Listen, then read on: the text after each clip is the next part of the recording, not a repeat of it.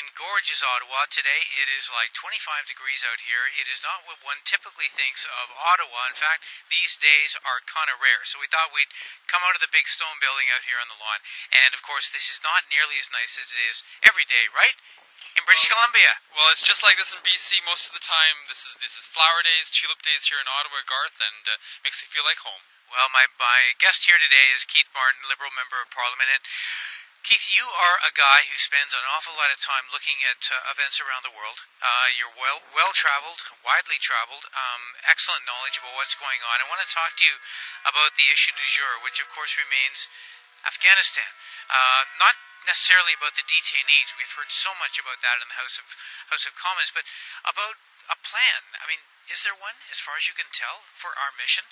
Well, the problem, Garth, if I can roll back the clock a little bit to the time when the Conservative government extended the mission with about 48 hours notice to Parliament, which was a complete violation of their responsibility to the mission, to our troops, and to the Canadian public. And by ramming it through, what they did do is they didn't get the other pieces of the mission that were necessary, the political, diplomatic, and other aspects of the mission. And in doing so, they've actually compromised the lives of our soldiers. And that may not be evident to the public, but it is evident to us.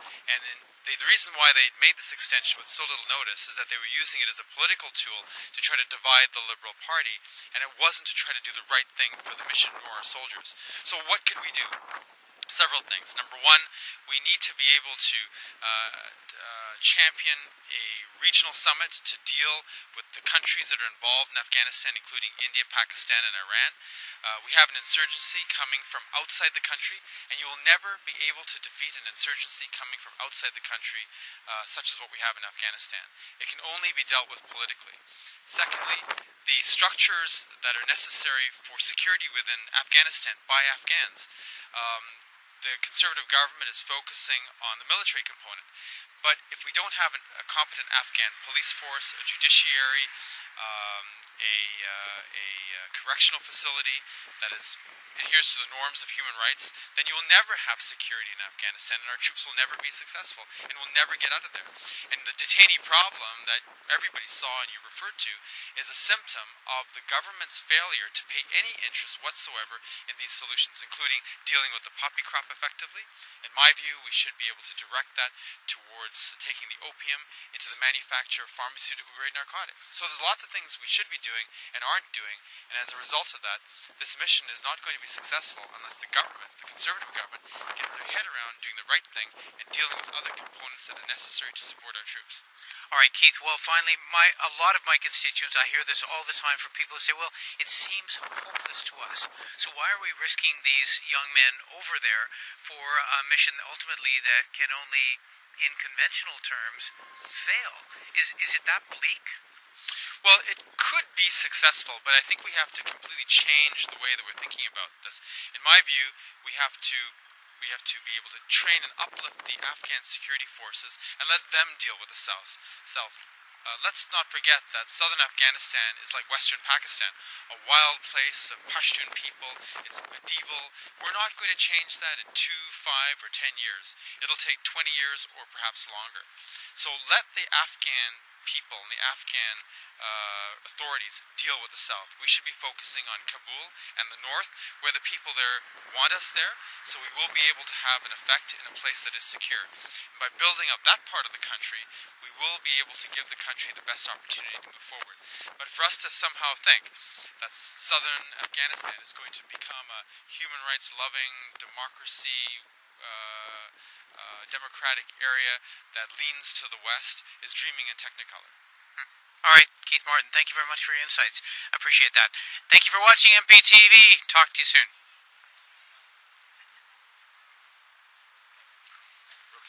Ladies and gentlemen, history will look back and wonder why we as Canadians and why the international community didn't act in the face of the gross human rights abuses and the destruction that is taking place within Zimbabwe. President Robert Mugabe has been committing gross human rights abuses within that country. He's been withholding food from his people. He has taken children and put them into child militias called Green Bombers to abuse the civilian population. He has taken his security services and he's used those to cause rape, torture, and murder within his once beautiful country. And he's turned Zimbabwe, once the breadbasket of Africa, into its basket case.